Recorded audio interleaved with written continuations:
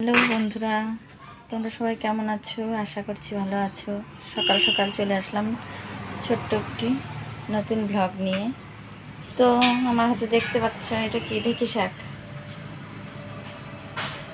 আজকে আমি এই ঢেঁকি শাক দিয়ে একটি রেসিপি বানাবো। তোমরা দেখতে থাকো এবং কমেন্টে জানাবে কে কে এই ঢেঁকি শাক খাও। তো দেখতে পাচ্ছ ঢেঁকি শাকগুলো ভালো করে কেটে ধুয়ে নিয়েছি। সাথে নিয়েছি পেঁয়াজ, রসুন কুচি এবং কাঁচা লঙ্কা। এখন এগুলোকে আমি ভালো করে তৈরি করব। দেখতে পাচ্ছ এখানে কড়াই বসিয়ে দিয়েছি। এখন কড়াইয়ে আমি তেল দিয়ে নেব।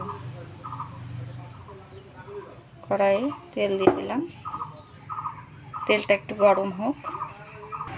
তো দেখতে পাচ্ছ এদিকে তেল গরম হয়ে এসেছে। এখানে আমি শুকনো লঙ্কা দিয়ে দিলাম, কালো জিরা দিয়ে দিলাম।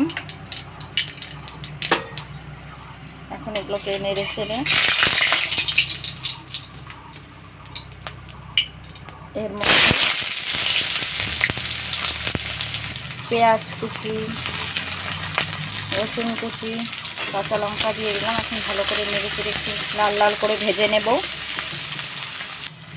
দেখো আমার লাল লাল করে ভাজা হয়ে গেছে। এখন আমি এর মধ্যে শাকগুলো দিয়ে দেব। এখন আমি এর মধ্যে সামান্য পরিমাণ হলুদ, স্বাদ অনুসারে লবণ দিয়ে ভালো করে নেড়ে চেড়ে নেব। তো বন্ধুরা, তোমরা কে কে এই শাক খেতে ভালোবাসো অবশ্যই কমেন্টে জানাবে।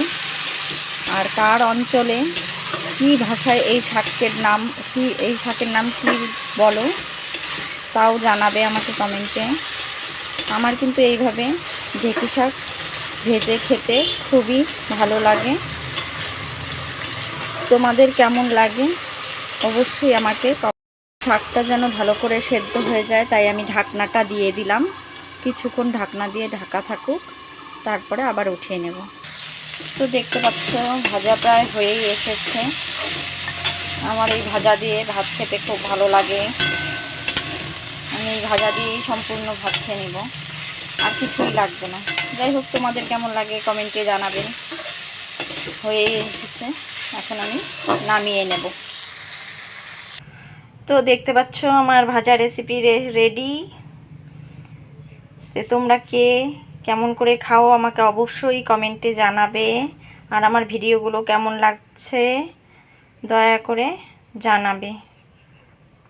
ধন্যবাদ।